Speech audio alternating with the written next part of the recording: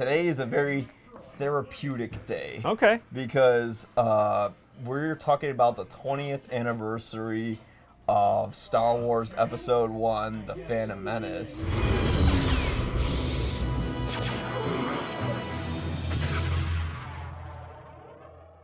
I remember I had tickets at McClurg Court in the morning. Yeah. And I had tickets in the suburbs in the afternoon. Yeah. So I was already planning on seeing it twice that day, on opening day. Downtown, 6 hours later, fans were waiting for the first daytime showing at McClurg Court Cinemas. They camped out with their Princess Leia pillows and Darth Maul inflatable chairs. And I remember being in line across, around McClurg Court, and they even, WGN even had me on the news. I think it was Art Norman, maybe, do you interviewing have me. a clip of that? I don't know. I don't know. It could be somewhere. Feel like a kid again? Oh, yeah. Oh, yeah. It's great. It's great to be here with your peers. They're all friendly fans. Kind of a big party, huh? Oh, yeah. It's like Star Wars Woodstock, I suppose. But they were going around asking people, why are you in line for Star Wars? What does it mean? What does Star Wars mean to you? And you have to understand, it's like for somebody like me who grew up on, in the 70s and 80s. You were there when the OG Star Wars came out. To have another Star Wars movie was huge. We didn't know what was in store for us. All I knew is that we're, going to learn the story of Anakin Skywalker. There was going to be young Obi-Wan. Anakin Skywalker, meet Obi-Wan Kenobi. And yes, there was trailers leading up to it, but this is before the 24/7 internet coverage. It was 1999. Yeah. I think leading up to it, like USA Today in the Life section had like Phantom Menace snippets as much as possible almost every day. Whatever news came out, I was like picking up the USA Today and reading about it. So people weren't. There weren't a whole lot of like spoilers stuff and everything going on. It was just there was anticipation in the air.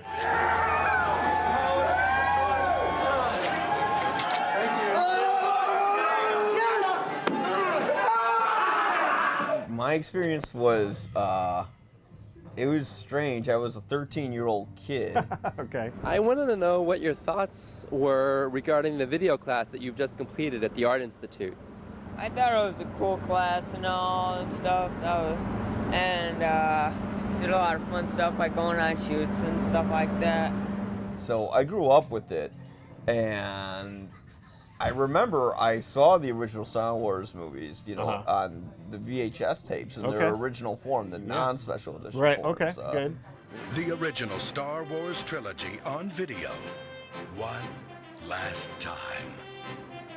I remember when they announced the movie, and they had that article from Variety.com come out about it. Mm-hmm. And then I'm still curious, what's this movie going to be? Right. So the first trailer finally comes out.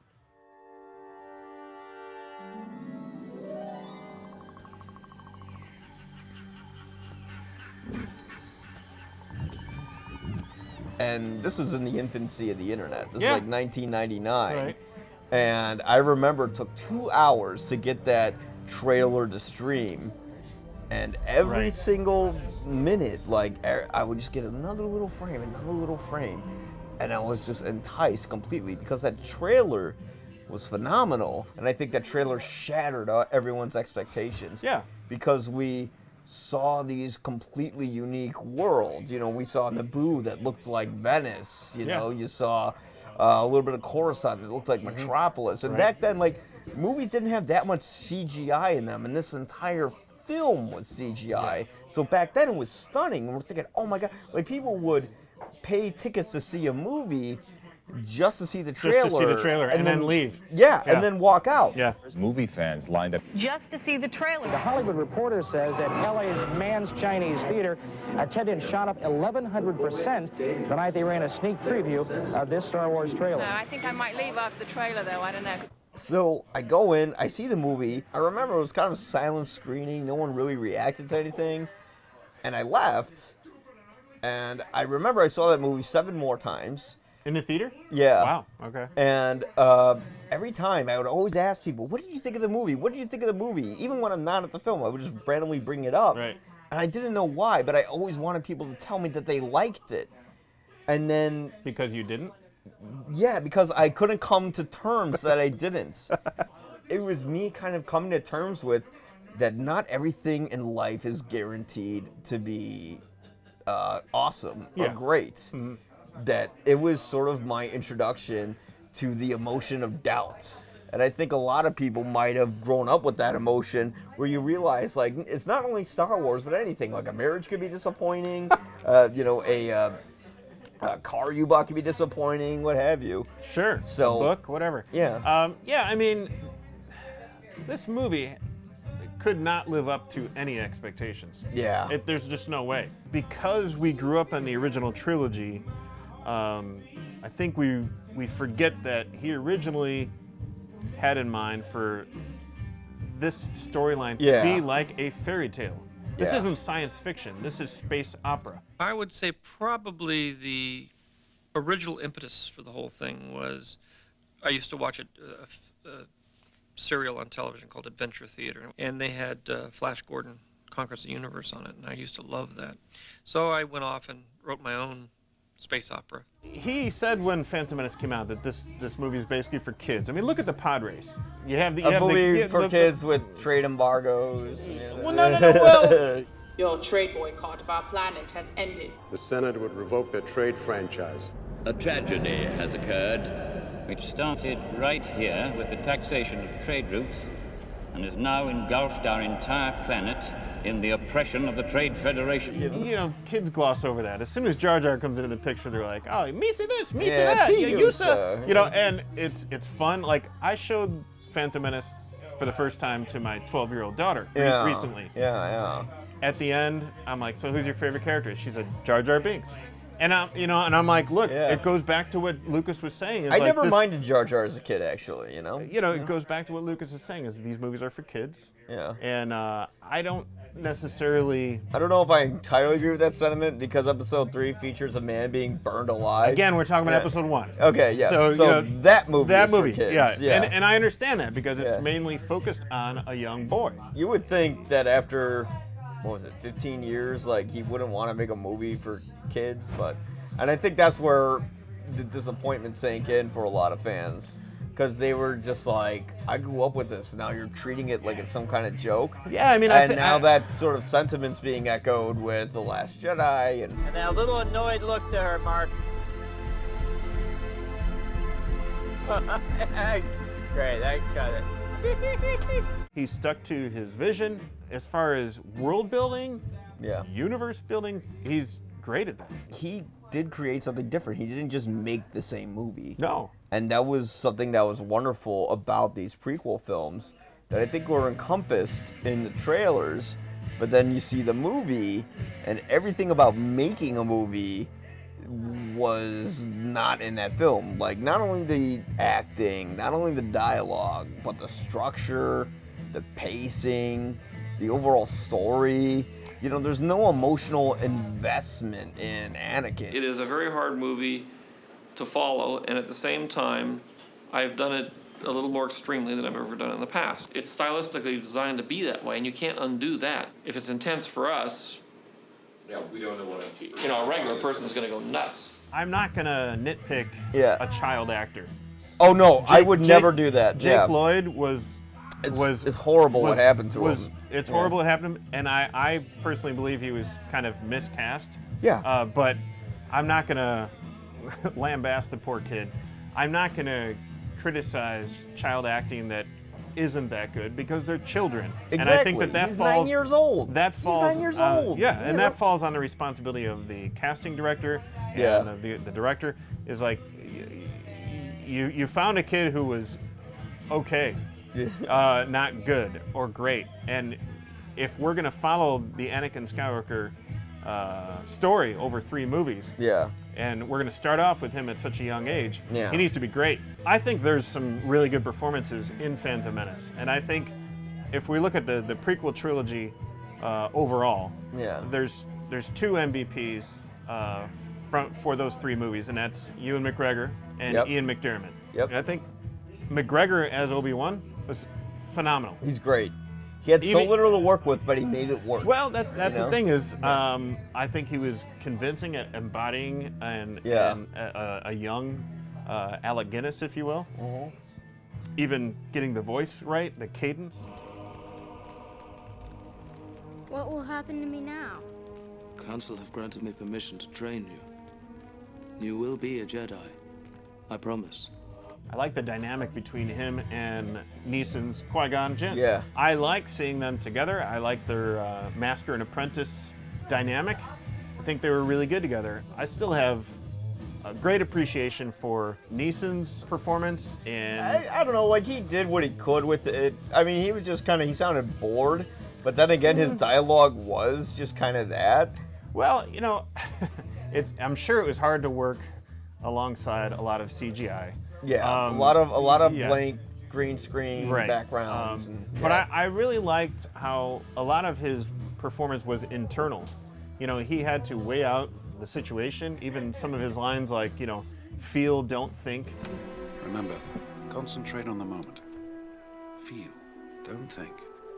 Use your instincts. I like the way that they portrayed him as this kind of like a bit of a rebel of a Jedi Knight, where he kind of went against the wishes of the Jedi Council. Yeah. You get the idea that he's done that in the past. Yeah. And bringing this young child to the Jedi Council is just kind of like a no-no, but he still had this gut instinct. It would have been interesting if they developed that a little more. Sure. You know, sure. Because we just kind of get that he wants to train Anakin because he sees potential in him as this chosen one, but then we don't see why, as a person, he's going out of his way to do this. Right. There's this legend of a chosen one will bring balance to the Force. Yeah. And for some reason, Qui-Gon totally believes that this is the kid.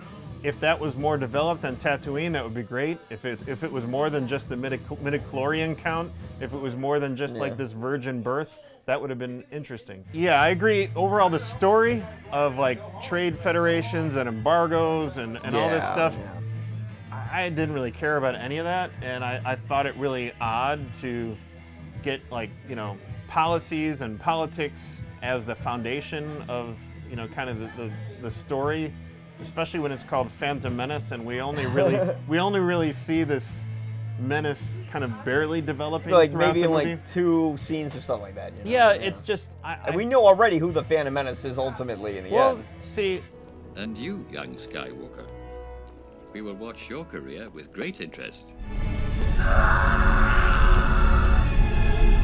Yeah. That is one of the problems of doing a prequel trilogy or a prequel movie. You know everything. Like you know how these characters end up.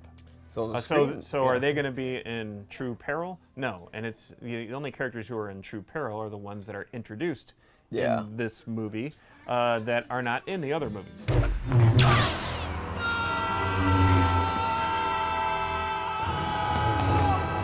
It's over, Anakin! I have the high ground!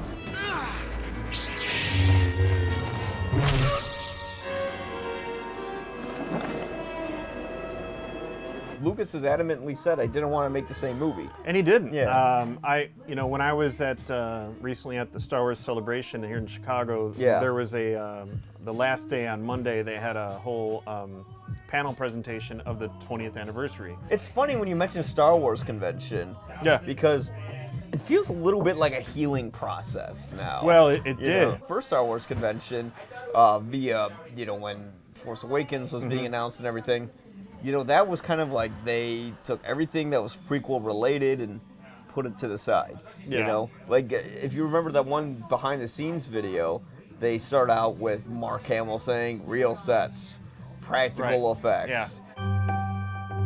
Real sets, practical effects. You've been here, but you don't know this story. Nothing's changed, really. I mean, everything's changed, but nothing's changed. That's the way you want it to be, really. It's like, you get the hidden connotation there, Sure, and then the next year they bring out George Lucas and Hayden Christensen, and they get an applause. And now this year they bring back Ahmed Best with a trailer of The Phantom Menace and a big picture of Jar Binks. In a way, it's, I think as time moves on, time heals. Ahmed! Ahmed! You guys are going to make me tear up, and I'm an unattractive crier.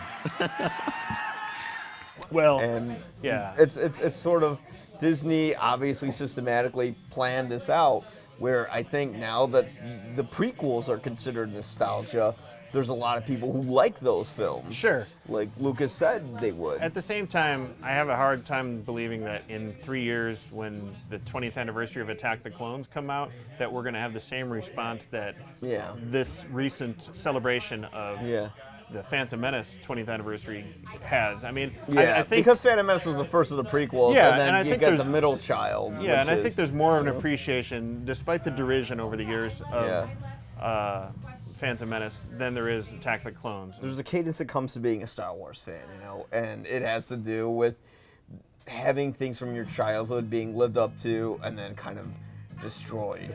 And they over dramatize it, and I have over dramatized it. Star Wars The Phantom Menace was the most disappointing thing since my son. I mean, how much more could you possibly up the entire backstory to Star Wars? Episode 1 just stinks.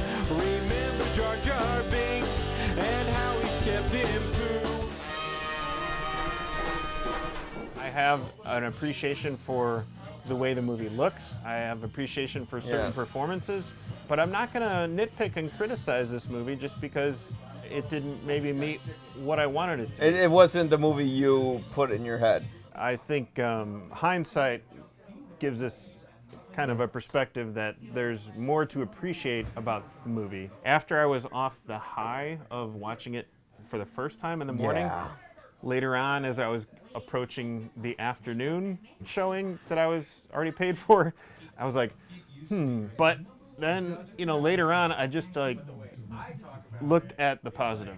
We have Darth Maul, we have Jedi, we have more Jedi Knights than we ever had exposure to. We're going back to basically opening up, expanding the Star Wars universe more so than we ever saw. We have cool designs, we have cool ships, we have, you know, so I was looking at all that.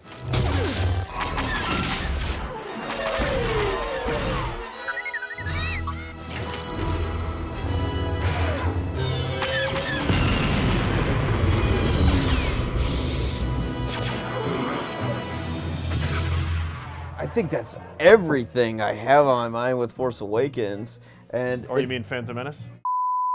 And then with the we talk about you need another beer. Yeah, with the Phantom Menace, Right. and the first person who comments on this will get a copy of Star Wars Episode 1: The Phantom Menace. Wow. On the Sony PlayStation. Wow. Yeah. Does that game go through the whole movie, or what? Look at it's so clean too. Oh, wow. Yeah. So does it go through the whole story, or what? Yeah, kind of. That's Like you hilarious. play like. Do you play Jar Jar? You don't play Jar Jar, but what you can do is you can go to the Gungan underworld and murder a bunch of Gungans as Obi-Wan. Wow. And you can also go into not Mos Eisley, it was Mos Espa as Qui-Gon Jinn, and then murder like a bunch of innocent people as Qui-Gon. I don't think this episode of your podcast was therapeutic enough for you. No, since you're focusing on murdering people. No, it's just so weird. Like, how did the developers allow this in the game? Excuse me, can you help me save my son? You're a no good killer. Thank you so much, Dave, for coming Cheers. on. Yeah, cheers. Guinness and coffee. Coffee. I'm an alcoholic. I always call this like cold coffee, but yeah. So, does the job. Yeah. Thank you so much. That was the 20th anniversary of the Phantom Menace, and we'll see you at the 40th. Yeah, we'll see you at the 40th anniversary or the 20th anniversary of Attack of the Clones. So, you'll probably agree. Star Wars, nothing but Star